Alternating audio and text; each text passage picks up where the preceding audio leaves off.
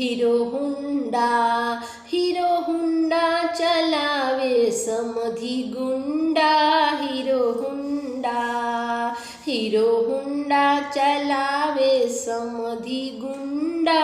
Hero Honda अपना बहिन के बैठावे पूरा शहर घुमावे।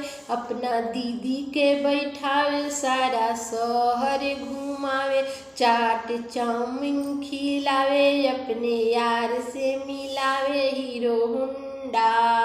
हीरो हुंडा चलावे समधी गुंडा। हीरो हुंडा चलावे समधी गुंडा।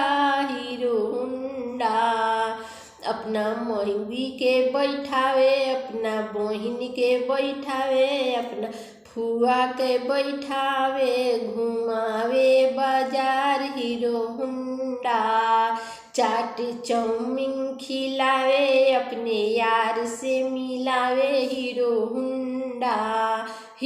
हुंडा चलावे समधी गुंडा। हीरो हुंडा चलावे समधी गुंडा। Hero Honda.